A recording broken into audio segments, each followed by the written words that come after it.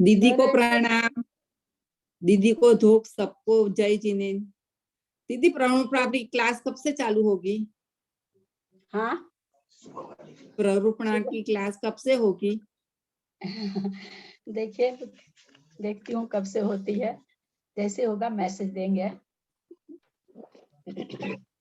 सरस्वती नमस्तुभ्यं बहुत वो आतुर है, उसको फिर से सुन।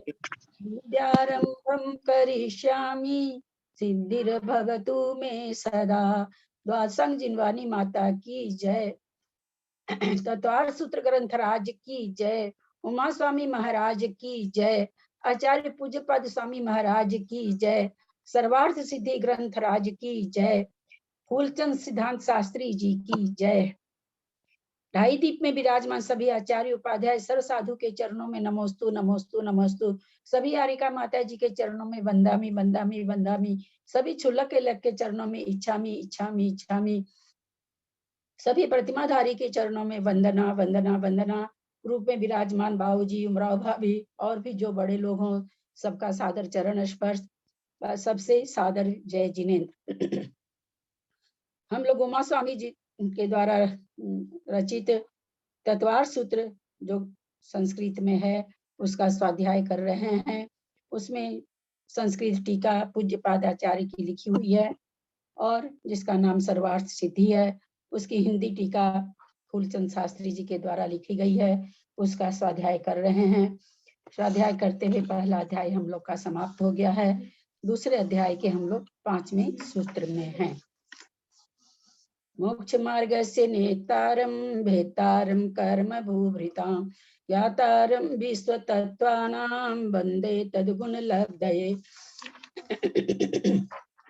औपशमिक छायिको भावो मिश्र स जीव से स्वतत्व मौदायिक पारिणामिकौ च द्विनवाष्टा दशेक विंशति त्रिभेदा यथाक्रमं सम्यक्त्व चारित्रे ज्ञान दर्शन दान लाभ भोगो भोग वीर्याणि च।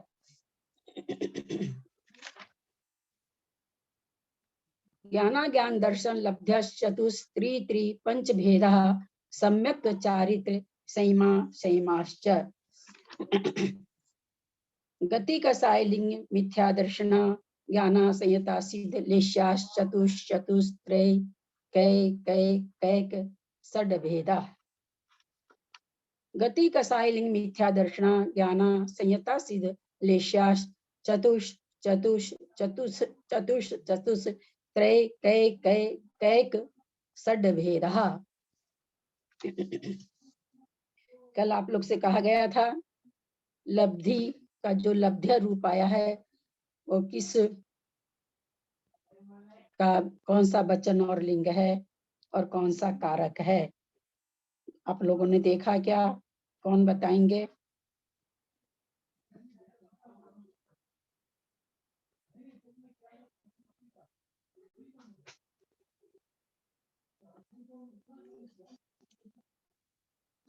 किसी ने नहीं देखा?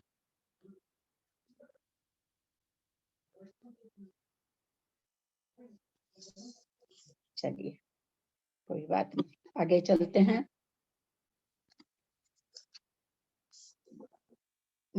अपने से खोजने दीजिए, बहुत हल्का है। इतनी उत्सुकता होनी चाहिए, जब कल बोल दिया गया था तो इतनी उत्सुकता होनी चाहिए लोगों को देखने की। ये तो टेकन फॉर ग्रांटेड हो जाता है। हम लोग अब औदिक भाव पढ़ने जा रहे हैं। गति कषाय लिंग मिथ्या दर्शना ज्ञाना संयता सिद्ध लेश्या चतुस्त्रय कै कै षट भेदा। औदिक भाव के 21 भेद बताए गए हैं। गति यहाँ पर ठीक उसी तरह से संख्या लगा लेंगे, चतुष से लगाते चले जाएंगे। गति चतुः गति 4 है, कषाय चतुः कषाय 4 है, लिंग त्रय लिंग 3 है, मिथ्या दर्शन एक एक एक षड भेदा, एक मिथ्या दर्शन, एक अज्ञान, एक असंयत और एक असिद्धत्व और 6 लेश्या। इस तरह से औदिक भाव के 21 भेद बताए गए। 4 गति, 4 कसाय, 3 लिंग, एक मिथ्या दर्शन, एक अज्ञान, एक असंयम और एक असिद्ध भाव और 6 लेश्याएं। इस तरह से यहाँ पर 21 औदिक भेद बताए गए। इसमें विजया जी आप संधि विच्छेद करें इस सूत्र का। जी जी, प्रणाम दीदी। गति प्लस कषाय प्लस लिंग प्लस मिथ्या दर्शन प्लस अज्ञान प्लस असंयत प्लस असिद्ध प्लस लेशः चतुः चतुः त्रि एक एक एक षड भेदः। एक होगा और फिर षड भेदः। बहुत अच्छा, भेदा वही हो जाएगा, प्रथमा का बहुवचन। और बाकी सारे जैसे जैसे लिंग है वैसे लेश्यः, लेश्यः में बहुवचन दे करके सबका गति का साय लिंग मिथ्या दर्शन अज्ञान असंयत आदि को लेके असिद्धत्व आदि को लेके लेश्या को बहुवचन कर दिया गया और वहां पर आगे जाके भेदा को बहुवचन कर दिया गया। तो कहते हैं औदिक भाव के 21 भेद हैं, 4 गति, 4 कसाय, 3 लिंग, 1 मिथ्या दर्शन, 1 अज्ञान, 1 संयम, 1 असिद्ध भाव और 6 लेश्याएं। चूंकि हम लोग छायोपशमिक भाव पढ़ चुके हैं, छायोपशमिक सम्यक दर्शन की परिभाषा कौन बताएगा? छायोपशमिक सम्यक दर्शन की, वेदक सम्यक तो कहते हैं जिसको, या छायोपशमिक सम्यक तो कहते हैं, इसकी परिभाषा कौन बताएगा? दीदी मैं बताऊं? बताइए। मैं बोलूं या कौन? बोलिए मंजू जी, आप बोलिए। प्रणाम। घातिया कर्मों के सर्वघाती स्पर्धकों का उद्यापन है। नहीं नहीं, चलिए बोलिए विजया जी, आप बोलिए। मैं बोलूं क्या? सॉरी, मैं बोलूं? बोलिए। अनंतानुबंधी, एक मिनट वीडियो खोल लेती हूँ, एक मिनट। हाँ, अनंतानुबंधी क्रोध मान माया लोभ मिथ्यात्व व सम्यक मिथ्यात्व, इन 6 प्रकृतियों का उद्याभावी क्षय व उपशम तथा उन्हीं प्रकृति का तथा सम्यक प्रकृति के उदय से जो सम्यक होता है उसे क्षय उपशम सम्यक सम्यक कहते हैं। हाँ वैसे ठीक, आपका थोड़ा सा बहुत अच्छा। अनंतानुबंधी 4 कसाय और मिथ्यात, सम्यक मिथ्यात को बोलने की जरूरत नहीं है, और मिथ्यात इन प्रकृतियों का, सम्यक मिथ्यात भी बोल सकते हैं क्योंकि सम्यक की परिभाषा है, इनका उदयाभावी क्षय और आगामी काल में उदय आने में, तो आगामी काल में उदय, इसमें सर्वघाती स्पर्धक हम नहीं बोलेंगे, है ना, जो कि आपने नहीं कहा। मैं यही सुनना चाह रही थी कि कहीं सर्वघाती स्पर्धक लोग बोलते हैं क्या, क्योंकि इसी के चलते मैंने आज इसकी परिभाषा पूछी है, और कोई कारण से नहीं कि कहीं आप लोग इसमें भी ऐसे तो नहीं बोल जाएंगे कि अनंतानुबंधी 4 कसाय मिथ्यात्व सम्यक मिथ्यात्व के सर्वघाती स्पर्धकों का उदयाभावी क्षय, ये परिभाषा हमारी गलत हो जाती। क्यों हो जाती? इसमें तो देशघाती सर्वघाती है, इसमें तो देशघाती स्पर्धक है ही नहीं, है ना। बहुत अच्छा आपने बोला बबीता जी, अनंतानुबंधी 4 कसाय सम्यक मिथ्यात्व और सम्यक मिथ्यात्व का उदयाभावी क्षय, उसी का सद अवस्था रूप उपशम, और सम्यक प्रकृति के उदय से जो तत्वों में सर्धान होता है उसको छायोपशमिक सम्यक तो कहते हैं। तत्वों में सर्धान अपने को बोलना होगा, उसको हम छायोपशमिक सम्यक कहते हैं। बहुत अच्छा। छायोपशमिक मन पर्याय ज्ञान की परिभाषा कौन कहेंगे?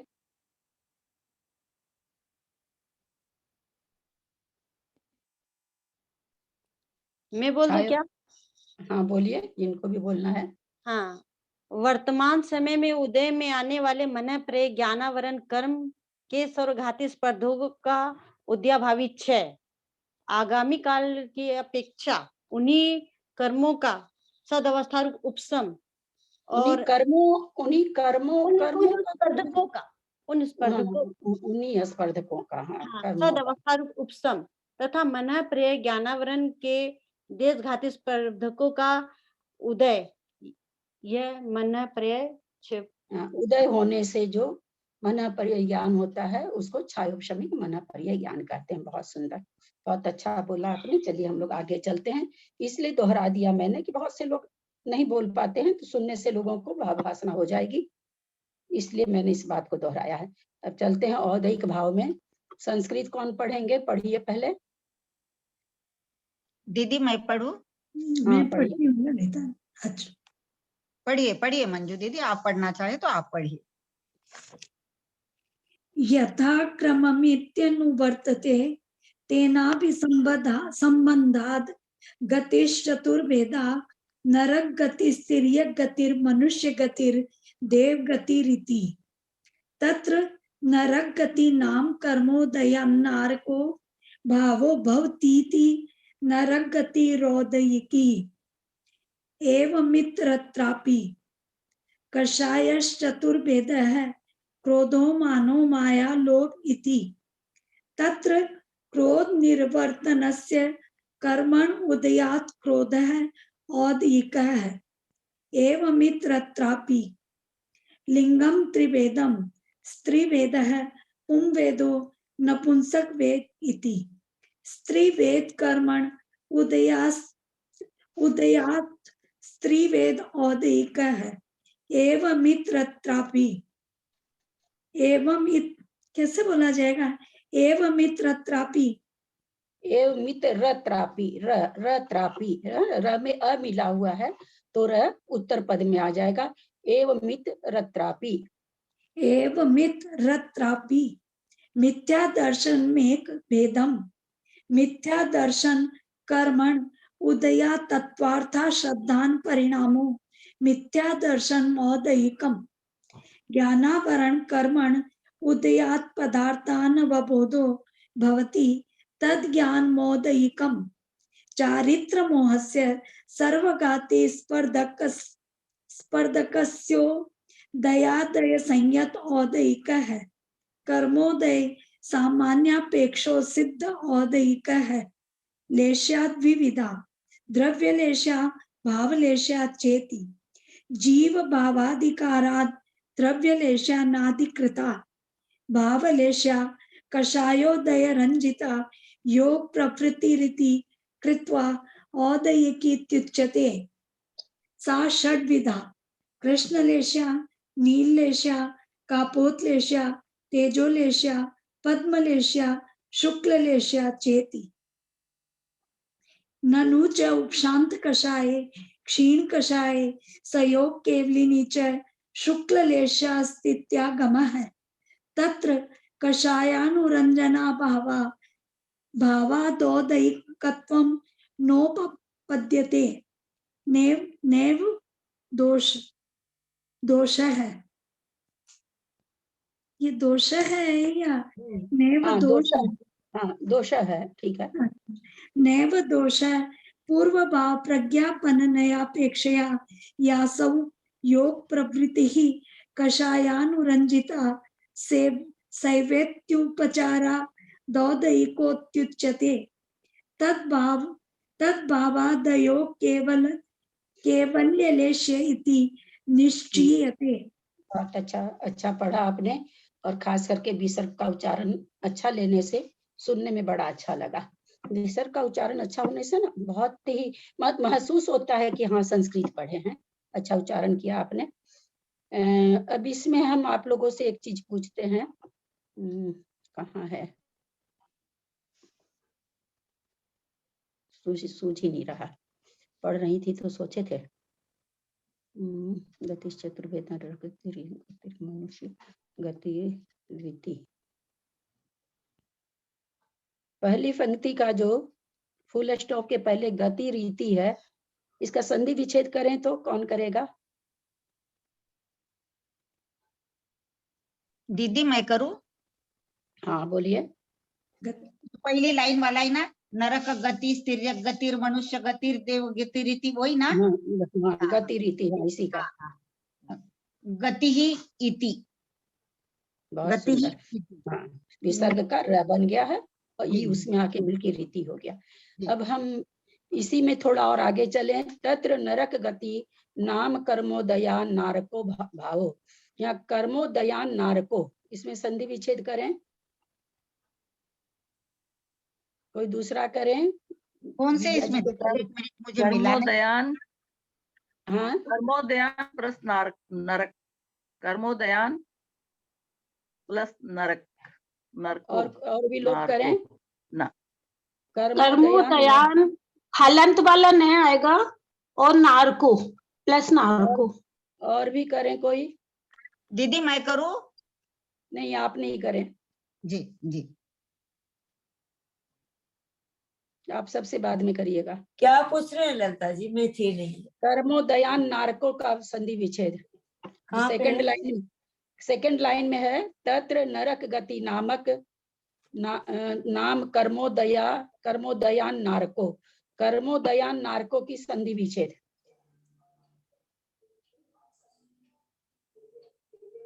मैं कहूँ दयात हो जाएगा ना, कर्मोदयात narco. हलंत plus narco. दयालंत plus narco.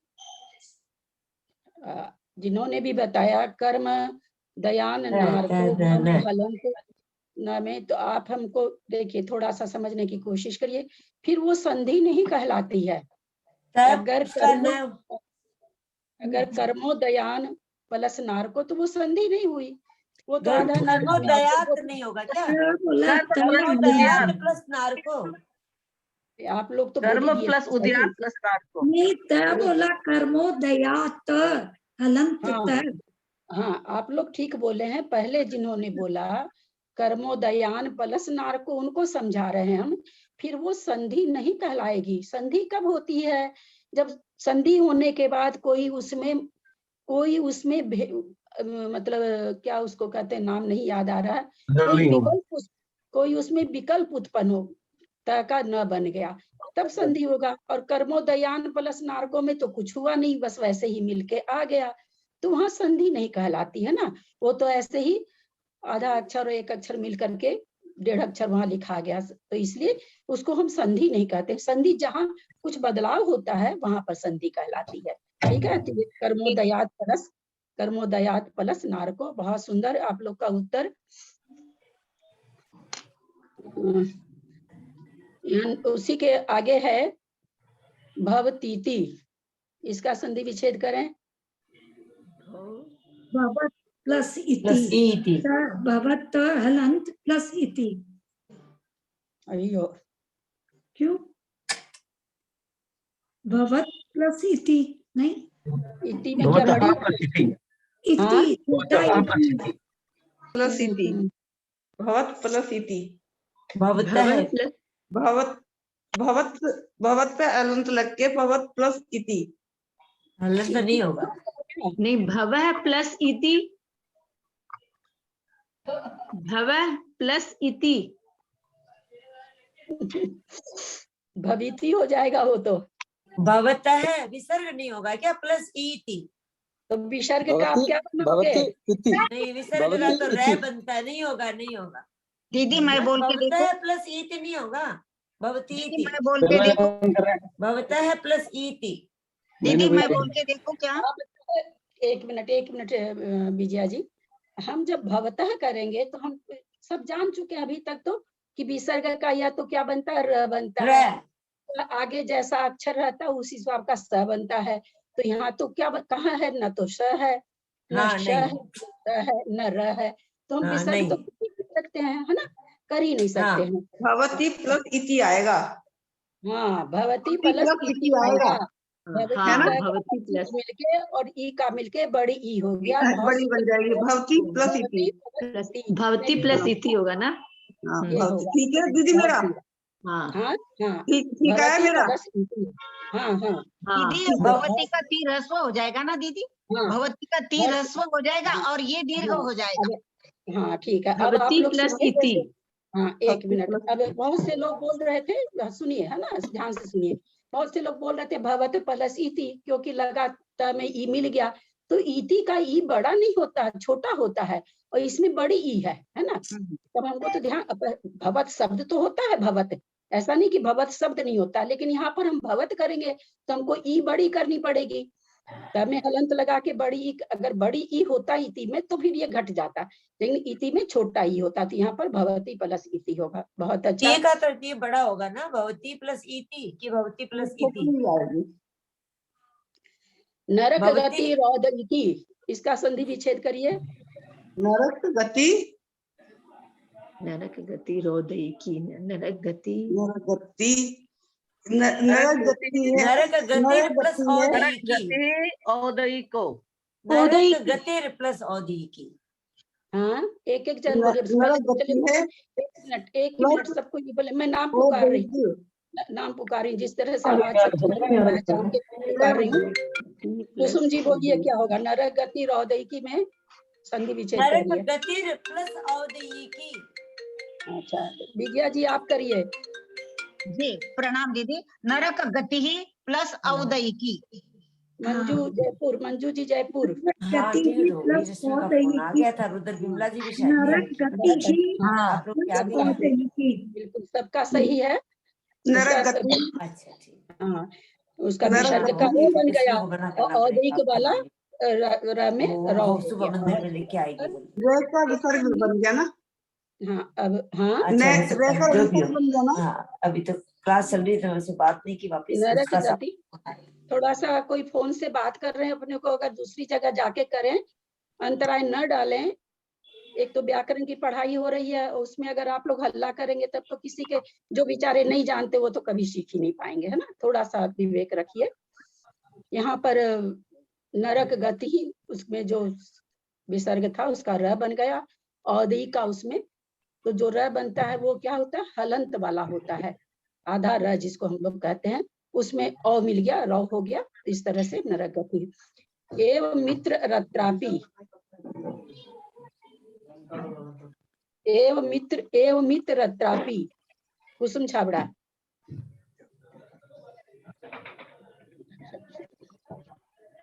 मैं बोलूं? एक मिनट, हम जैसे जैसे नाम पुकारे कुसुम जी बोले। नहीं कुसुम जी बोल पा रही हैं तो जिन्होंने कहा मैं बोलूं वो बोले। एवं एवं इतः प्लस इतः तत्रापि एवं इतः त्रापि हाँ एवं इतः त्रापि।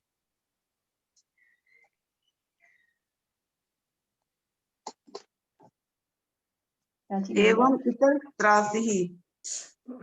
एवं प्लस इतर प्लस त्रापि। एक मिनट आप लोग रुके जरा सा, आप क्या क्या देखिए नीचे नहीं आ सकता। हाँ अब बोलिए। हाँ जेठी भाई साहब बोले, एक एक आदमी बोले एवं प्लीज। प्लस इतर प्लस त्रापि।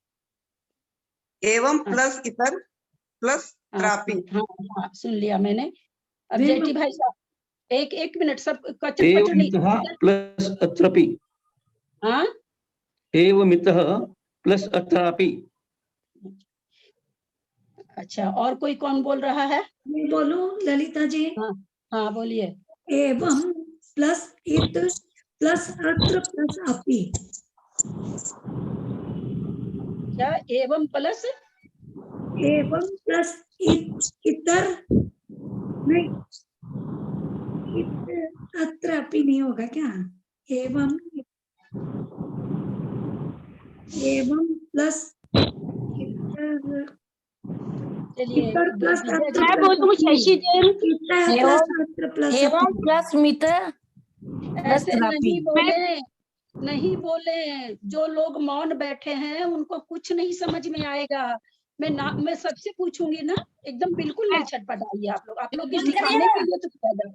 आप लोग सब कोई मत बोलिए, है ना, एकदम मत बोलिए, किसी के कुछ नहीं समझ में आएगा, आपको भी नहीं आएगा।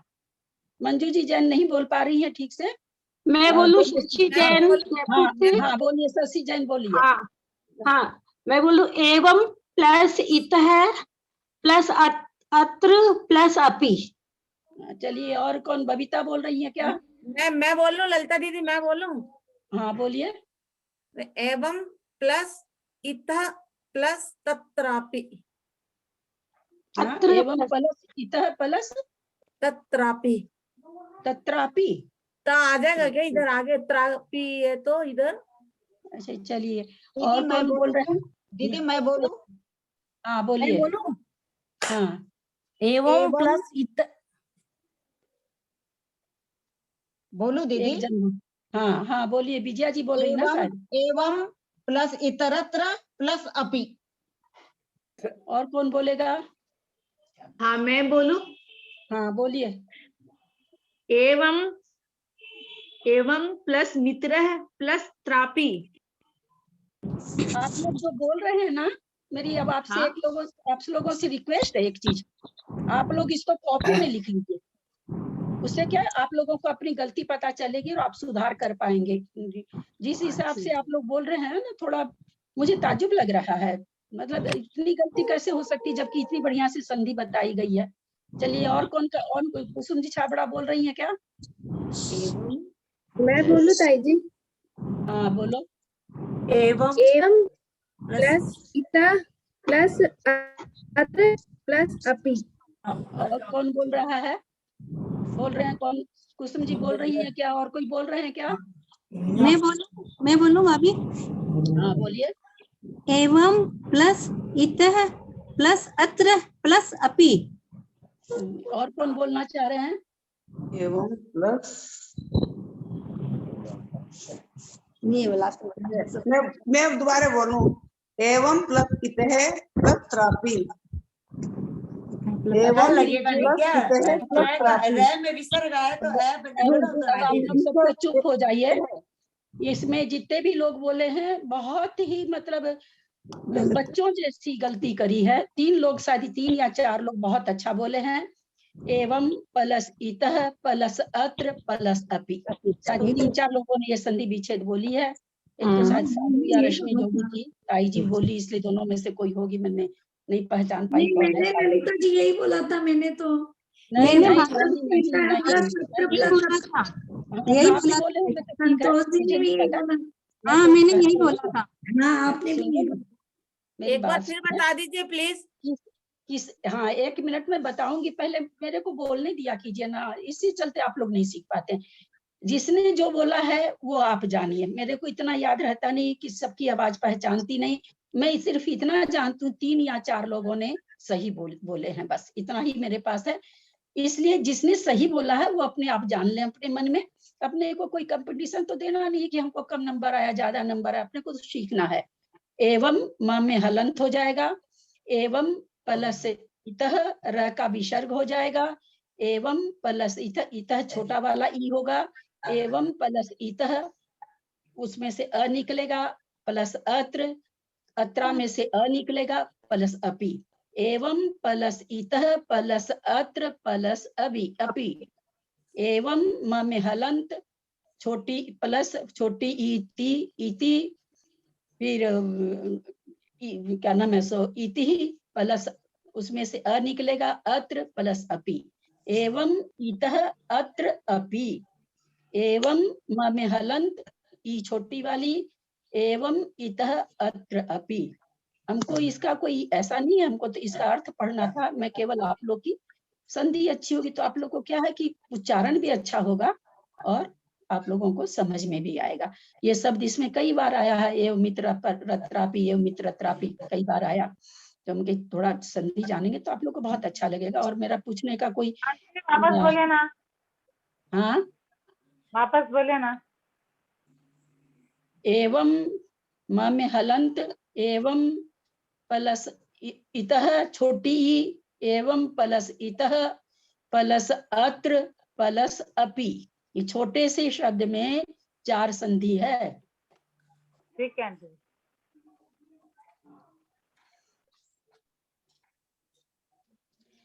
उसके बाद देखिए 1 लाइन, 2 लाइन, 3 लाइन, चौथी लाइन में स्टार्टिंग में है उदयात क्रोध। उदयात कौन सा लिंग वचन है? आप लोग शब्द रूप खोल के अगर नहीं रखते हैं तो 10 अध्याय हो जाएगा, आप लोग को कुछ नहीं आएगा। पंचमी एक वचन उदयात। बहुत सुंदर, हाँ बहुत अच्छा।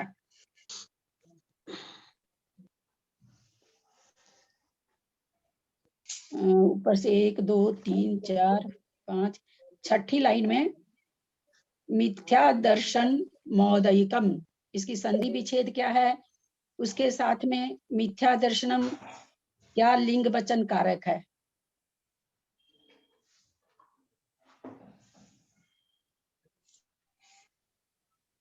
आंटी जी मैं बोलूं? हाँ बोलिए। मिथ्या दर्शन प्लस ओदयकम। पुष्पा जी बोल रही हैं क्या? हाँ आंटी जी, हमको इतना नहीं आता है। हाँ नहीं ठीक बात है, वो आप बैठे भी नहीं है ना पूरी क्लास में, इसलिए। चलिए, और कोई बोल रहे हैं क्या? एकम जगह एकम में एकम हो जाएगा ना, प्लस ओदक प्लस एकम, मतलब 21।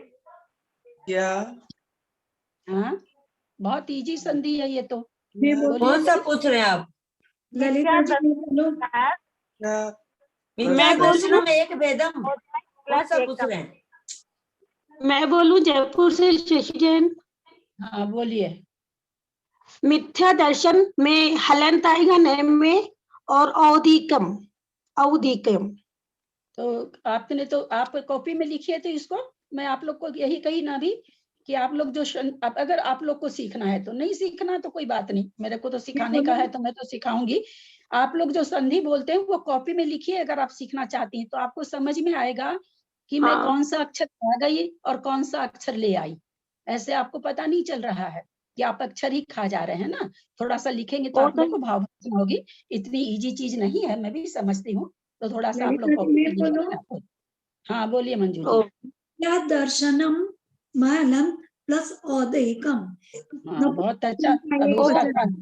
लिंग नपुंसक कारक वचन, लिंग कारक वचन बताइए मिथ्या दर्शनम का। प्रथमा नपुंसक लिंग एक वचन। बहुत सुंदर, बहुत अच्छा। चलिए अब बहुत हो गया ग्रामर, अब आगे अपने लोग हिंदी में चल रहे हैं। अधिक भाव के 21 भेद हैं। मैं केवल आप लोग को सिखाने लब्धि जो आपने दिया था, लब्धि, तो वो लब्धि छोटी की मात्रा होगी कि बड़ी होगी?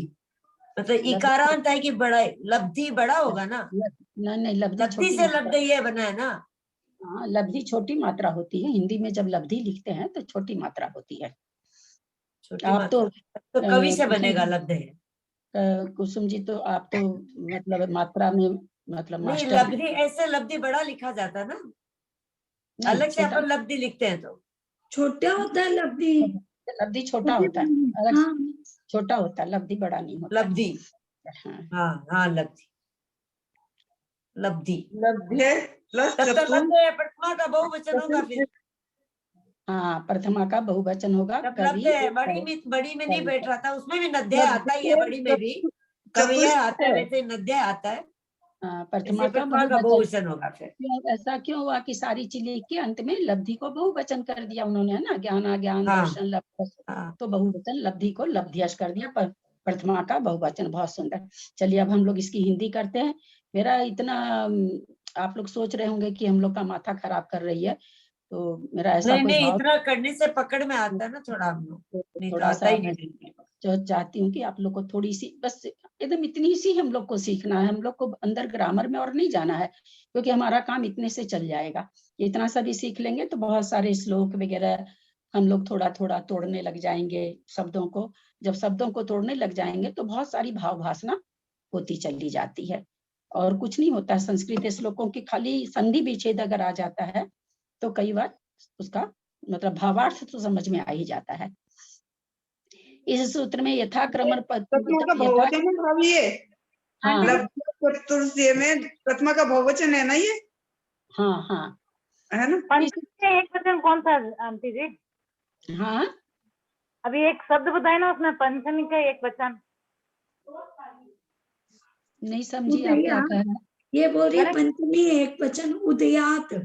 उदयात के लिए, उदयात के लिए आया था पंचमी का एक वचन। अरे कौन सा लाइन में है वो उदयात? 2 3 4 4 चौथी लाइन की शुरू वाला अक्षर है उदयात क्रोध औदैकः। आंटी जी ठीक है। इस सूत्र में यथाक्रमम पद की अनुवृत्ति होती है, क्योंकि यहाँ उसका संबंध है। गति 4 प्रकार की है, नरक गति, त्रियंच गति, मनुष्य गति और देव गति। इनमें से नरक गति नामकरण के उदय से नारक भाव होता है, इससे नरक गति औदैक है, क्योंकि जिसके उदय से जो चीज हो तो औदैक भाव कहलाता है। नामकरण नरक गति नामकरण से नारक भाव, नारकियों जैसे भाव होते हैं, तो नरक गति औदैक भाव हो गया। इसी प्रकार शेष 3 गति का भी अर्थ करना चाहिए। कषाय 4 प्रकार का है, क्रोध, मान, माया और लोभ। इनमें से क्रोध को पैदा करने वाले कर्म के उदय से क्रोध औदैक होता है। इसी प्रकार शेष 3 कषायों की औदैक जानना, कषायों को औदैक जानना चाहिए। लिंग 3 प्रकार का है, स्त्री वेद, पुरुष वेद, नपुंसक वेद। स्त्री वेद कर्म के उदय से स्त्री वेद औदयिक होता है। इसी प्रकार शेष 2 वेद औदयिक हैं। मिथ्या दर्शन एक प्रकार का है। मिथ्या दर्शन एक ही प्रकार का है क्या? हाँ, मिथ्या मिथ्या दर्शन एक ही तो प्रकार का है, इसी के तो 3 हिस्से। नहीं, वो चीज तो अलग है, 3 हिस्सा तो वो चीज, वो तो प्रकरण अलग हो जाता है। मिथ्या दर्शन दर्शन तो एक ही है ना, मिथ्या। हाँ बिल्कुल, मिथ्यात्व एक ही हो, मिथ्यात्व नाम से एक ही है, बिल्कुल। मिथ्या दर्शन कर्म के उदय से जो तत्वों का असाधारण रूप परिणाम होता है वह मिथ्या दर्शन है, इसलिए वह औदयिक है। पदार्थों को नहीं जानने को अज्ञान कहते हैं। चूंकि यह ज्ञानावरण कर्म के उदय से होता है इसलिए औदयिक है। असंयत भाव चारित्र मोहनी कर्म के सर्वघातीय स्पर्धकों के उदय से होता है, इसलिए औदयिक है। असंयत भाव कहाँ तक पाया जाता है, किस गुण स्थान तक? चौथे गुण स्थान तक। हाँ, चौथे गुण स्थान तक। जब संयम मार्गना को हम लोग पढ़ते हैं तो उसमें एक असंयत मार्गना, चूंकि मार्गना मतलब खोज करना जीव को, तो जीव अगर हम संयम मार्गना में असंयत को नहीं रखेंगे तो अनंत जीव तो खत्म ही हो जाएंगे, उनका तो कोई अस्तित्व नहीं रहेगा। तो जब संयम मार्गना का वर्णन होता है, मार्गना में जीवों को खोजा जाता है, तो असंयत में खोजा जाता है, तो असंयत में अनंत जीव आ जाते हैं। जबकि असंयत गुण स्थान चौथा है, लेकिन यहाँ पर गुण स्थान को असंयत नहीं कहा जा रहा है। यहाँ संयम की अपेक्षा से 4 गुण स्थान ले लेते हैं, और मिथ्यात्व गुण स्थान में तो अनंत जीव ही हैं। इसलिए औदयिक है। असिद्ध भाव कर्मोदय सामान्य की अपेक्षा होता है, इसलिए औदयिक है। एक प्रश्न है यहाँ पर, वो इसलिए है कि आप लोग मतलब बहुत तत्वार्थ सूत्र सुन चुके हैं, बहुत पढ़ चुके हैं, बहुत महाराज लोग से सुन चुके हैं। असिद्धत्व भाव कहाँ खत्म होता है, किस गुण स्थान में?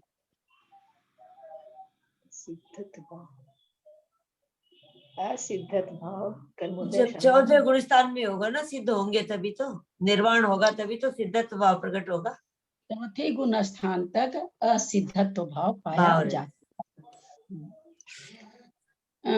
असिद्ध भाव कर्मोदय सामान्य की दीदी, असिद्ध तो भाव कहाँ तक? 14वें गुण स्थान तक है। मैंने चौथा सुन दिया इसलिए। हाँ, 14। हाँ, भव्यत्व, असिद्धत्व, ये सब 14वें गुण स्थान तक है। जी जी जी। सिद्धों में असिद्धत्व भी नहीं है, भव्यत्व भी नहीं है जी, इसलिए औदयिक कहा गया, इसलिए औदयिक है। लेश्या 2 प्रकार की है, द्रव्य लेश्या, भाव लेश्या। यहाँ जीव के भावों का अधिकार होने से द्रव्य लेश्या नहीं ली गई है। क्यों नहीं ली गई है? द्रव्य लेश्या क्या है? द्रव्य लेश्या तो मूर्त रूप से है, उसमें भाव का कोई मतलब नहीं बनता। भाव तो अमूर्त चीज होती है, भाव है ना। तो वही यहाँ पर कह रहे हैं कि 2 तरह की होती है लेश्या, द्रव्य लेश्या और भाव लेश्या। यहाँ पर द्रव्य लेश्या का कथन नहीं है, भाव लेश्या का है। क्योंकि भाव लेश्या कषाय के उदय से अनुरंजित योग की प्रवृत्ति रूप है, इसलिए वह औदयिक है, ऐसा कहा जाता है। वह 6 प्रकार की है, कृष्ण लेश्या, नील लेश्या, कापोत लेश्या, पीत लेश्या, पद्म लेश्या, शुक्ल लेश्या। शंका, उपशांत कषाय, छीन कषाय, सहयोग केवली गुण स्थान में शुक्ल लेश्या है, ऐसा आगम है, परंतु वहां पर कषाय का उदय नहीं है। क्यों प्रश्न खड़ा कर दिए? लेश्या की परिभाषा क्या है? कषाय से अनुरंजित परिणाम को, अनुरंजित योग की प्रवृत्ति को लेश्या कहते हैं। जैसे मान लीजिए मेरे किसी जीव को बहुत क्रोध आ रहा है, अब क्रोध आ रहा है तो वो डंडा लेके पीटने लगा सामने वाले को, तो योग क्या हुआ? योग की प्रवृत्ति हुई। तो वहां पर भाई कृष्ण लेश्या है, वो किसी को पीट रहा है, तो क्या कह रहे हैं कि कषाय से अनुरंजित योग की प्रवृत्ति को लेश्या कहते हैं। तो ये यहाँ पर अब ये कह रहे हैं कि आपने जो उपशांत कषाय, क्षीण कषाय और सहयोग केवली गुण स्थान में शुक्ल लेश्या है, ऐसा आगम है, परंतु वहां पर कषाय का तो उदय नहीं है, फिर हम लेश्या कैसे माने? इसलिए औदिकपना नहीं, जो जिन्होंने खोल रखा है वो बंद कर लें, इसलिए औदिकपना नहीं बन सकता। समाधान, यह कोई दोष नहीं है, क्योंकि जो योग प्रवृत्ति कषायों के उदय से अनुरंजित होती रही है वही यह है। इस प्रकार पूर्व भाव प्रज्ञापन नय की अपेक्षा उपशांत कषाय आदि गुण स्थानों में भी लेश्या को औदैहिक कहा गया है। यहाँ पर नए आ गया पूर्व भाव प्रज्ञापन। मंत्री पीएम पोस्ट से उतर जाता है, फिर भी हम मिलते हैं तो हम उनको बोलते हैं प्रधानमंत्री जी। डॉक्टर रिटायर कर जाता है, उनके घर मिलने जाते हैं, हम क्या कहते हैं, डॉक्टर साहब। तो ये किस कारण से, तो ये क्या गलत है? तो हमको पूर्व भाव प्रज्ञापन ने कहता है कि नहीं, ये गलत नहीं है। नए का काम है झगड़ा मिटाना, तो ये झगड़ा मिटाता कि नहीं भैया ये गलत नहीं है, ये पहले डॉक्टर थे, इसलिए इनको ये कहने में, डॉक्टर साहब कहने में कोई हर्जा नहीं है। उसी तरह से पहले कसाय से अनुरंजित योग की प्रवृत्ति पाई जाती थी जीव में, इसलिए अब उनको अगर हम कहते हैं शुक्ल रेश्या है तो इसमें कोई गलती नहीं है। इस प्रकार पूर्व भाव प्रज्ञापन की अपेक्षा उपशांत कषाय आदि गुण स्थानों में भी लेश्या को औदैहिक कहा गया है, किंतु अयोग केवली के योग प्रवृत्ति नहीं होती, इसलिए वे लेश्या रहित है, ऐसा निश्चय होता है। वापस एक पढ़ लीजिए ना ललिता जी।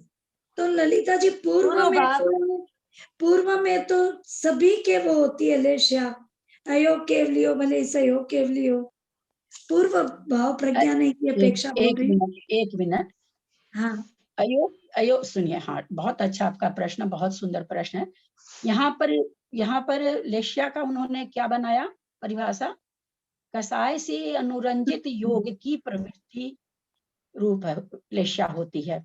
अब यहाँ पर इन्होंने शंका क्या उठाई कि भाई जब आप कहते हो कसाय से अनुरंजित, तो कषाय तो है नहीं 11, 12, 13 गुण स्थान में, तो उन्होंने कहा कि वहां पर कषाय नहीं है, लेकिन वहां पर क्या है, योग है, वहां पर एक चीज है, योग है, इसलिए वहां पर शुक्ल लेश्या मानी जाएगी।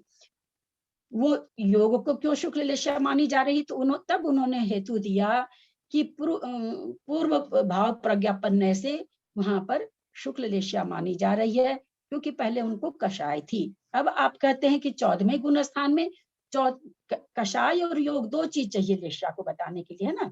कषाय से अनुरंजित का मतलब, जैसे मान लीजिए आप कोई गुलाबी रंग का रंग रखे रंग हो, जैसे होली में रंग खेलते हैं, गुलाबी रंग आपके ऊपर कोई छींटता है, आपकी साड़ी गुलाबी हो जाती है। तो कषाय से अनुरंजित यानी कषाय से रंगा हुआ, अनुरंजित का मतलब उसमें रंगा हुआ, कषाय से रंगा हुआ जो योग की प्रवृत्ति होती है। शुक्ल लेश्या जिस समय चल रही है, हमारा उस समय परिणाम, हमारा उस समय जो योग होगा वो वैसा होगा जिस समय हमारे कृष्ण लेश्या चलती रहती है, उस समय हमारा जितना भी योग होता है वो हमारा उस हिसाब से होता है। तो यानी कषाय से रंग करके जो योग आता है, उस योग से, योग की प्रवृत्ति को यहाँ लेश्या कहा गया, उससे पहचाना जाता है। जैसे मान लीजिए हम बहुत क्रोध कर रहे हैं, तो जो लेश्या को जानने वाला होगा सामने अगर आएगा तो अरे भैया छोड़ो मत, इससे माथा लगाओ, अभी तो इसके कृष्ण लेश्या का उदय है, अभी माथा लगाओगे और ये ज्यादा भड़केगा, छोड़ ही दो अभी इसको, है ना। कहेंगे कि नहीं कहेंगे हम लोग। और कोई बहुत गाली दे रहा, फिर भी कोई सामने वाला एकदम ठंडे दिमाग से बैठा हुआ, कुछ नहीं फर्क पड़ रहा, आप क्या कहोगे गाली देने वाले को, क्यों मैं बेमतलब गाली देते हो, देखो इसका तो एकदम शांत परिणाम हो रखा है, तुम कितना भी दो, तुम पाप बांध रहे हो, इसको तो कुछ फर्क पड़ नहीं रहा, क्योंकि उसकी कैसे योग चल रहा है, शुक्ल लेश्या वाला चल रहा है, एकदम उसका वैसा योग चल रहा है। तो उसी हिसाब से यहाँ पर ये कह दिए कि भाई आप कहते हैं कि वहां पर कषाय नहीं है, और कषाय से अनुरंजित योग की प्रवृत्ति को आपने कहा कि लेश्या कहते हैं, फिर आप वहां पर शुक्ल लेश्या कैसे कहते हैं। तो उन्होंने कहा कि पूर्व भाव प्रज्ञापन की अपेक्षा उपशांत कषाय आदि जो 3 गुण स्थान है उसमें लेश्या को औदैहिक कहा। क्यों औदैहिक कहा, क्योंकि योग है वहां पर योग है, इसलिए जो परिणाम वहां पर हो रहे हैं वो औदैहिक कहलाएंगे, शुक्ल लेश्या से किससे प्रेरित हुए। और 14वें गुण स्थान में कषाय भी नहीं है, कषाय तो पहले भी नहीं थी, वहां पर योग भी नहीं है। तो लेश्या को हम कब जानते हैं, योग की प्रवृत्ति से जानते हैं, है ना। कोई आदमी चुपचाप बैठा है, उसकी हम बाहर की जो परिणति होती है उसको देख के हम जानते हैं कि भाई इसको कैसी, जानने का मतलब कैसी लेश्या चल रही है, भगवान के ज्ञान में ही चाहे तो उससे पता चलता है उसकी कैसी लेशा चल रही है। अब 14वें गुण स्थान में तो कुछ है ही नहीं, योग भी नहीं है, इसलिए वहां पर लेशा भी नहीं है।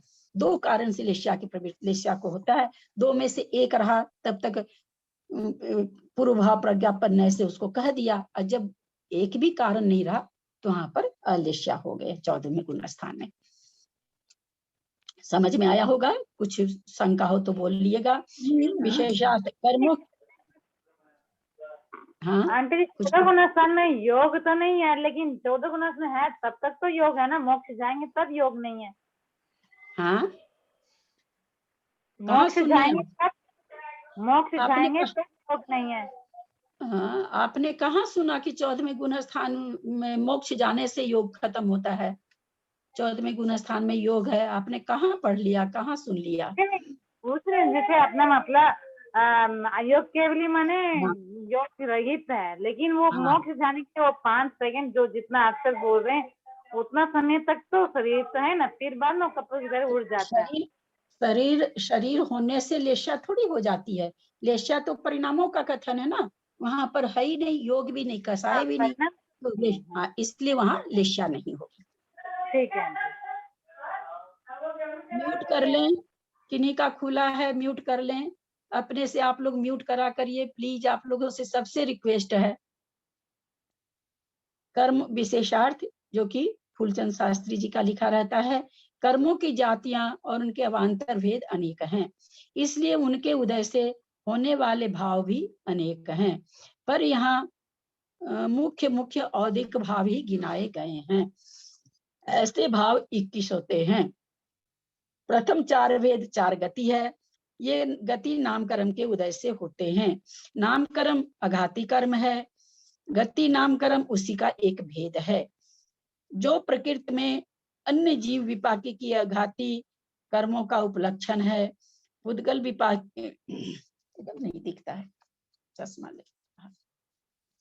जो प्रकृति में अन्य जीव विपाकी अघाती कर्मों का उपलक्षण है,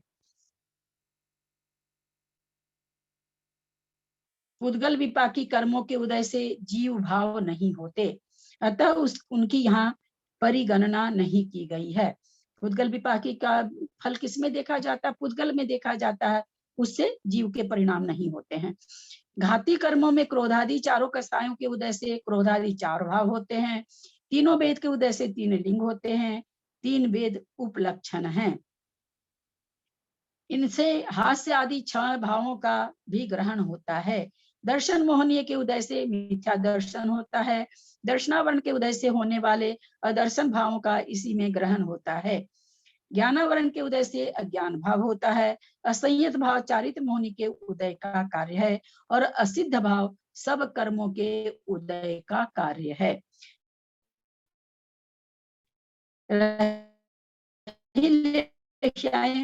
तो ये कसाय और योग इनके मिलने कर्मोदय की मुख्यता होने से इनको औदिक भावों में परिगणना की गई है। इन भावों में कर्मों का उदय निमित्त है, इसलिए इन्हें औदयिक कहते हैं। ये एक प्रश्न है, जैसे नामकर्म की जो प्रकृति है, कोई भी गति नाम कर्म, शरीर नाम कर्म, ये अपने मुख से खिलती है। कैसे? जैसे मान लीजिए 4 गति है, 4 गति है, अब सत्व विच्छुत्ति होती जा रही है, सत्व विच्छुत्ति नाम कर्म की होती जा रही है। चौथी गति 3 गति की सत्व विच्छुत्ति हो गई, 1 गति बची। वो गति अपना द्रव्य मुख से खत्म करती है। चौथी गति अपना द्रव्य वो अपने हिसाब में खत्म करेगी या कैसे खत्म करेगी? बहुत बढ़िया से आप लोग को हम समझाए थे जिस समय कर्णान योग चल रहा था। अपने में खिलेगे, क्योंकि नाम कर्म की और कोई दूसरी जाति नहीं है। दूसरी जाति अपनी जाति स्व जाति को ही अपना पर रस देती है ना। कौन बोल रहे हैं? राजकुमारी जी। हाँ। और कोई बोलेंगे? गलत है। अब देखते हैं लोगों का क्या आता है, पहले कैसे बोलूं तो गलत। सही कहा इन्होंने, क्योंकि नामकरण की जो प्रकृति है वो अपना द्रव्य और प्रकृतियों को नहीं देती, स्वयं से ही खिलेगी, अपने में ही रहती है। इसलिए नाम प्रकृति का द्रव्य किसी और प्रकृति में जाएगा ही नहीं, तो इसलिए सम्मुख से ही खिलेगी। ठीक ठीक है। और कौन बोल रहा है? और कौन बोल रहे हैं? सॉरी, हम लोग देखिए, हम आप ही के लिए नहीं कर रहे हैं, खुद के लिए भी कर रहे हैं। हम लोग एकदम जो अच्छे अच्छे सिद्धांत हैं उनको भी याद नहीं रख पाते हैं, कैसे हम लोग का मोक्ष होगा बोलिए। नाम कर्म की प्रकृति, आज हमको एक बात बताइए, तीर्थंकर प्रकृति के सहित श्री कृष्ण बैठे हैं और तीर्थंकर प्रकृति अंतर्मूर्त के बाद में खिरने लग जाती है। उदय आना अलग बात है, खिरने लग जाती तो वह कैसे खिर रही है? वहां तो उदय तो है नहीं, कैसे खिरा? क्योंकि अंतर्मूर्त के बाद उसको खिरना जरूरी है, वो रह नहीं सकती इससे बेसी। अंतः कोड़ा कोड़ी का बंद होता है, अंतर्मूर्त में उदय आने लगता है। आप लोगों को बहुत बढ़िया से समझाया गया था, कसाय को भी लेके और नाम कर्म को लेकर के। ये इतना आज हमारे में, हम अगर 5 बहन हैं तो हमारे में इतना संगठन नहीं है। ये पुद्गल की कर्म प्रकृतियों में इतना संगठन है। 25 कसाय का सारा द्रव्य किसके मुख से जाता है? संजलन के मुख से जाता है, संजलन लोभ के मुख से। नाम कर्म की सारी प्रकृतियों का धीरे धीरे जैसे जैसे जाती अंत में सबसे लास्ट में जो जाती है 14वें गुण स्थान में, उसके मुख से सारी प्रकृति का सत्व जाता। कोई भी नाम प्रकृति गति है, वो शरीर नाम कर्म से भी सत्व विच्छुत्ति हो सकती है। कर्म एक ही है ना, कर्म एक ही है, नाम कर्म। दर्शन मोहनीय कर्म में दर्शन मोहनी, चारित्र मोहनी आपस में नहीं देती एक दूसरे को। चारित्र मोहनी अपनी जो 25 प्रकृति उसको खूब प्रेम से देती है, लेकिन दर्शन मोहनी चारित्र मोहनी को नहीं देती, चारित्र मोहनी दर्शन मोहनी को नहीं देती। और आयु कर्म अपना द्रव्य किसी और आयु को नहीं देता। बाकी ये कर्म वेदनीय कर्म है, अपना साता को देता, साता को देता है। गोत्र है, नीच गोत्र को दे देता, नीच गोत्र उच्च गोत्र को दे देता है। जितनी नाम कर्म की प्रकृति है सब अपना जल्दी से अपनी चीज को, अपने परमाणुओं को छोड़ती नहीं है। ये अपने भाई बंधु में दे दे के घसकती जाती है, इतनी एकता है इनमें। दीदी कि अपने ही परिवार में देती है, जो 93 प्रकृति है वो एक दूसरे को देके ही खत्म करेगी। एक दूसरे को दूसरे को नहीं देंगी, अपने ही परिवार में देगी। हाँ, अपने ही परिवार में, इतना इनका एका है। हाँ। उसी तरह से 25 कषाय सारा संजलन लोग को धीरे धीरे अनंत अनुबंधी पहले सबको दे दी, फिर प्रत्याख्यान सब, जब तक वहां प्रत्याख्यानावरण के समय जितनी कषाय है वो सब में बांट दी, प्रत्याख्यान के समय में जितनी कषाय है सब में बांट दी। उसके बाद संजलन लोग, संजलन कषाय 4 है, 9 कषाय जितनी है उसमें बांट दी। संजलन कषाय का एक एक एक एक एक खत्म हुआ। पुरुष वेद, स्त्री वेद, नपुंसक वेद सभी कषाय है, 9 कषाय है। सारा अपना द्रव्य लोभ को दे देता है। फिर वो बादर लोभ से सूक्ष्म लोभ होता है, सूक्ष्म बादर कृष्टि होती है, सूक्ष्म कृष्टि होती है। 10वां गुण स्थान होता है, 10वें गुण स्थान में वह संजलन लोभ, सूक्ष्म संजलन लोभ अपने मुख से खिरता है। ये हम बहुत अच्छी तरह से इस कर्णानियों के समय में थोड़ा मनोविनोद करते हुए भी समझाए थे कि देखो इनमें कितना एकता है, तो अपने को ये याद रखना चाहिए। अपने परिवारों में कहाँ इतनी एकता है दीदी, जितनी कर्मों के परिवार में एकता देखने को मिल रही है, अपने परिवारों में नहीं रही। अरे भैया परिवार में मत खोजिए ना, पति पत्नी में एकता नहीं है इतनी। ये भी सही है दीदी, बिल्कुल सही। इसको क्या बोलेंगे? नाम कर्म की सारी प्रकृति का सारा कर्म है, ऐसा है या परमुख से? हाँ, ऐसी बात नहीं, मेरी बात सुनिए। परमुख स्वमुख की बात पहले समझिए, चीज को क्या कहते हैं। जैसे हमने अभी समझाया ना कि कषाय है, अनंतानुबंधी जा रही है, अपना सारा द्रव्य उस समय तक जितनी कषाय है उसके सत्ता में उस सब में बांट देगी। अप्रत्याख्यान वरण जा रही है, वो अपना सारा द्रव्य प्रत्याख्यान स्वजन 4 कसाय, प्रत्याख्यान 4 कसाय, 9 कसाय की जितनी कसाय है मान लीजिए उस सब में बांट देगी। ऐसे बांट दो। उसी तरह से नामकर्म की प्रकृति भी जो जो सत्ता से विच्छिन्न होती जाती है वो अपना द्रव्य सबको देती चली जाती है। जहां तक ये नामकर्म, ऐसा नहीं कि किसी एक को देती है, वो सब में अपने आप। भाभी वो नामकर्म की प्रकृतियों में तो देती होगी, वो दक्षिणावर्णी ज्ञानावर्णी में थोड़ी ना देती होगी। वो तो बता ही रहे ना, कितनी बार तो बीच में मत बोलिए ना एक बार प्लीज। एक और बोलते हैं फिर एकदम से जो चीज कई बार बोलते हैं ना उसी चीज को आप लोग पता नहीं क्यों हाईलाइट करते हैं। हम यही नहीं सर, कितनी बार तो भी बोले कि स्व अपने ही कर्म में देगा, नाम तक बोले साता वेदनी और साता वेदनी आपस में देगी, उच्च गोत्र नीच गोत्र अपने में देगा, है ना।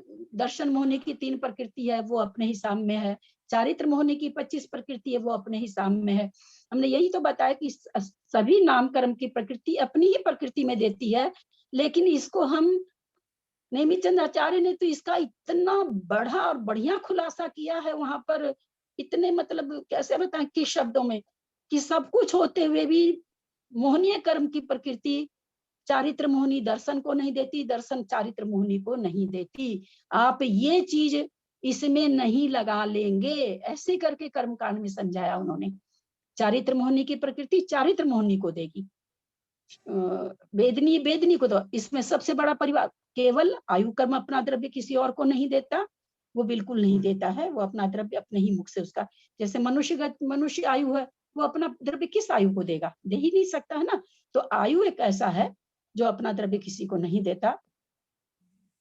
और हम गत्ती की बात कर रहे थे ना, वो गत्ती का पूछ रहे थे ना, तो सारे 3 गत्तियां पहले सत्ता से चली गई तो वापिस क्या होगा, वो सारा द्रव्य किसको जाएगा? अरे हम ये चीज तो फिर से इसलिए बता रहे हैं ना कुसुम जी। हाँ तो उसी में चला जाएगा ना लास्ट वाली गति में।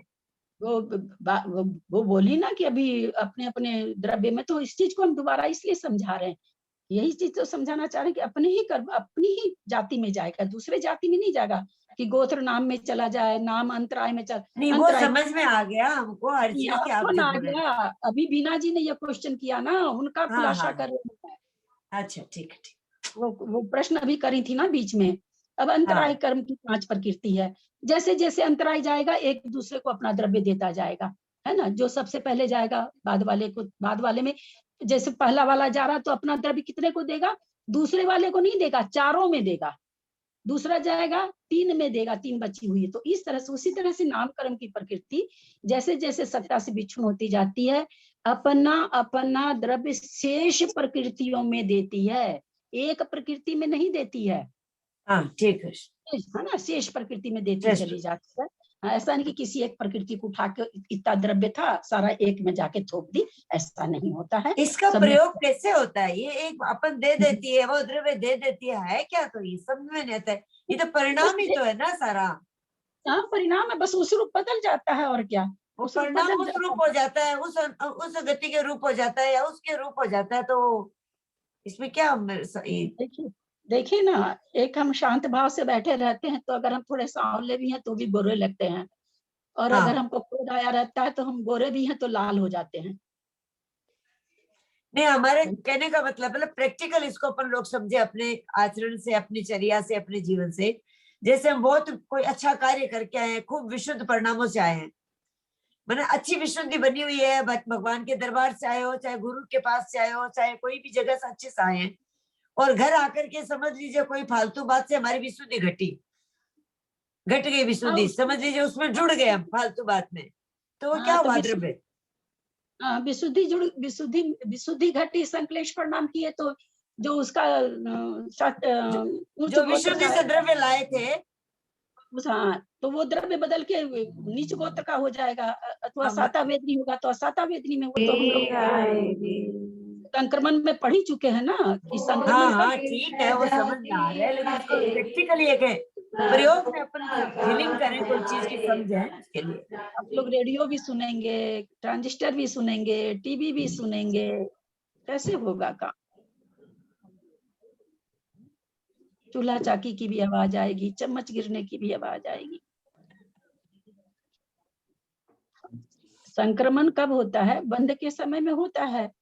जिस समय जैसा बंद हो रहा है उस समय कुछ निषेक पहले के बंधे हुए उस रूप स्थिति भी बदल जाती है और उसका जैसे प्रकृति भी बदल जाती, अपने स्व प्रकृति में बदल जाती है।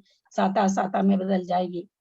या पहले से साता बहुत अच्छा था और हम साता बांध रहे हैं, तो अब अभी जो साता बांध रहे हैं उसकी स्थिति मान लीजिए पहले वाले की 10 कोड़ा कोड़ी बांध रखे थे, अभी हम 20 कोड़ा कोड़ी का साता बांध रहे हैं, तो पहले वाला 10 कोड़ा कोड़ी के साता के कुछ नीचे 20 कोड़ा कोड़ी के। हमेशा 24 घंटा हमारे ये संक्रमण 24 घंटा, चूंकि कर्मों का बंध है, नींद में भी कर्मों का बंध है, हमेशा ही संक्रमण होता रहता है। अपने अपने अपने परिणामों से हमको कुछ नहीं करना पड़ता है, स्वतः ही सारा फिलअप हो जाता है। न हाथ चलाना पड़ता है, न पैर चलाना पड़ता है, न दिमाग लगाना पड़ता है, स्वतः ही सारे कार्य होते रहते हैं। तब करें क्या? प्रश्न ये उठता है, हमेशा परिणामों को संभालते रहें, तो अपने पहले के बंधे हुए बुरे कर्म भी धीरे धीरे धीरे धीरे किनका है? अंजना जी का खुला हुआ है।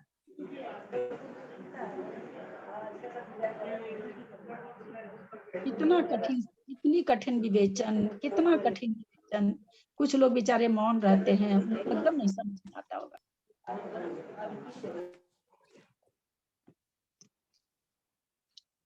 तो हम करें क्या फिर? ये हमेशा ही होता रहता है, तो हमेशा होता रहता है, चलता रहता है, तो अनादिकाल से चल रहा है। लेकिन जब जागो तब सवेरा।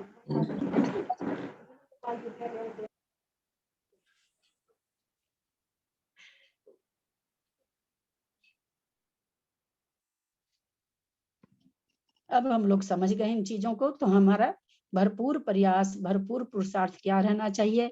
कोई संक्लेश परिणाम आता भी है, कोशिश करके उसको जितनी जल्दी हो सके जीत लेना चाहिए। होना तो है संक्लेश, मन होना तो है कोई, क्योंकि अनादिकाल से वही करते आ रहे हैं। अब जब हम उस परिणाम को रोकना चालू करेंगे, पहले 1 घंटा में मन ठीक होगा, फिर और 5 मिनट पहले मन कम ठीक हो जाएगा, फिर और 5 मिनट पहले मन ठीक हो जाएगा। बिल्कुल असर होता है। पुरुषार्थ करने से बिल्कुल फल की प्राप्ति होती है और कसाई परिणाम आते हैं, लेकिन उनकी स्थिति कम होती जाती है, समय कम होता जाता है, बिल्कुल बदलता है। और एक दिन बदलते बदलते तो आदमी समता भाव में आता है ना। आखिर में इतने जो जीव मोक्ष जा रहे हैं अनंत अनंत, तो आखिर में अपने को समता परिणाम में ढाले ही है ना। और एक दिन में तो कोई भी नहीं ढाला है, तो अपने को करना क्या? अपने को यही पुरुषार्थ करना है और तो कुछ करना नहीं है। चलिए, अब कल तो वैसे भी संडे है, अगर मैं कर सकूंगी तो मैं मैसेज दे दूंगी, नहीं कर सकूंगी तो वैसा मैसेज दे दूंगी सोमवार को, जैसा होगा आप लोग को बता दूंगी। आप दिल्ली पहुंच गए क्या? नहीं, कल जाऊंगी सुबह। कल जाएंगे, कल सुबह जाएंगे।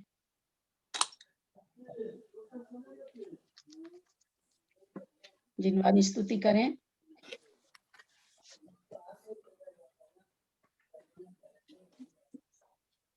अब आप लोग है ना, अगर क्लास होती तो कोई बात ही नहीं है, नहीं तो अपने से ना आप लोग इसमें जो संस्कृत है उसकी थोड़ी थोड़ी संधि विच्छेद अपने से करिए। अपने से करिए बहुत। जब आप लोग को आदत पड़ जाएगी ना करने की, देखिए वादा है मेरा आप लोगों से, आप लोग को फिर इतना अच्छा लगेगा कि आप लोग का मन करेगा कि मैं दिन भर संधि विच्छेद ही करती रहूं।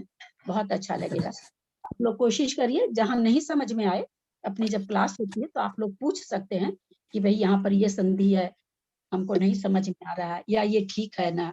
आप लोग सब कोई एकदम स्वतंत्र हैं किसी भी समय पूछने के लिए, लेकिन आप लोग थोड़ा सा भी है जो गद्य दिए पूज्य पदाचार्य की जो संस्कृत का है उसको आप लोग संस्कृत करिए थोड़ा थोड़ा, है ना। बहुत अच्छा आप लोग का हो जाएगा। थोड़ी मेहनत, इतनी बड़ी चीज संस्कृत सीखेंगे तो थोड़ी तो मेहनत करनी पड़ेगी ना। बचपन में तो खेलते कूदते सीख लेते हैं लोग, थोड़ी उम्र के बाद तो थोड़ी मेहनत करनी पड़ती है। तो थोड़ा सा करिएगा आप लोग, थोड़ा तो 2-2 4-4 करिए, है ना, ज्यादा नहीं करिए। 2-4 नियम कर लीजिए, आज हम 5 संधि रोज करेंगे। अपने को बेशी नहीं करना कि 10, 20, 100 करना, 5-5 संधि का नियम ले, जैसे एक माला का नियम लेते हैं उसी तरह से ये नियम रख लीजिए कि हम 5 रोज संधि विच्छेद करेंगे। तो देखिए आप लोग आज आपने 4-5 सबकी कराई तो बहुत अच्छे से समझ में आया ललिता दीदी। हाँ, तो वही कहते हैं आप लोग करेंगे ना। और फिर मान लीजिए आप लोग को लगता है हम तो कर रहे हैं, हमको तो समझ में नहीं आया, आप लोग क्लास में मेरे से पूछ सकते हैं, है ना। ऐसा कुछ नहीं है, किसी पर भी कोई बंधन नहीं है, क्योंकि मुझे तो सिखाना है, इसलिए आप मेरे इसका कोई ये नहीं है।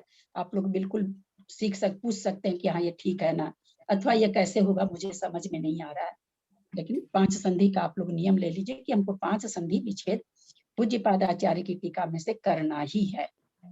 छोटी हो, जैसे अत्रापि कहीं पर है तो वो भी एक संधि आपकी कहला जाएगी। अत्र प्लस अपि कर दिया आपने, तो इस तरह से 5 संधि का रोज आप लोग नियम लेके करिए। एक कॉपी बना लीजिए, बहुत फायदा होगा आप लोग को और बहुत अच्छी तरह से आ जाएगी आप लोग को।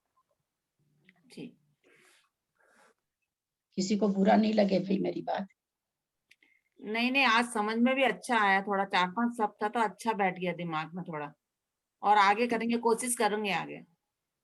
बुरा कैसे लगेगा, आप तो पढ़ा रहे हैं हमको, अच्छा ही है हमारे लिए, अच्छा ही है। हमारे भले के लिए तो कर रहे हैं आप भी तो। हाँ, हमको कुछ सीखने को मिल ही रहा है।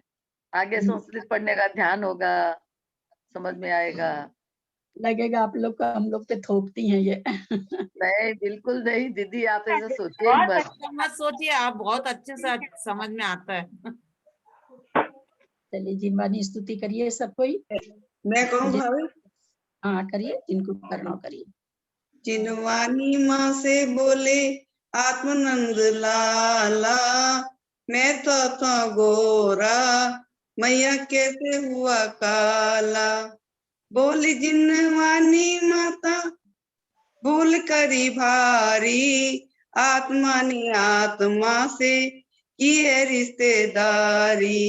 भाव कृष्ण लेशिया ने, ओ भाव कृष्ण लेशिया ने अपना रंग डाला, इसीलिए काला। जिनवानी माँ से बोला आत्मानंद लाला, मैं तो था गोरा मैया कैसे हुआ काला। सुमति शुक्ल लेशिया को तूने तजा रे, कुमति कृष्ण लेशियान के सब रंग काले। काले अंग वाली ने, ओ काले अंग वाली ने अपना रंग डाला, इसीलिए काला। जिनवानी माँ से बोला आत्मानंद लाला, मैं तो था गोरा मैया कैसे हुआ काला। सम्यक का साबुन ज्ञान नींद को सजा ले, वस्तु अगर नहा ले। अनेकों को रतंत्र ने, अनेकों को रतंत्र ने, ओ गोरा कर डाला, रही नहीं काला। जिनवानी बोला बोले आत्मानंद लाला, मैं तो था गोरा मैया कैसे हुआ काला। ज्ञान से सुझे लोका लोक, सोवानी मस्तक नमो सदा देखियो धोत। ये जिनवानी भारती तोय जपु दिने, जो तेरी शरण गए तो पावे सिद्धे। खाने पीने सोने पढ़ने में जो भी प्रभु दोष लगे, क्षमा दान दे प्रायश्चित दे जिससे वे कर्मशील रहे। तुम जिन गुण की रत्ना कर, मैं अब गुण की खान रहा, तेरे चरण कमल में वो अपना मस्तक झुका रहा, अपना मस्तक झुका रहा अपना। और जिनवानी माता की जय। 9 बार नमो।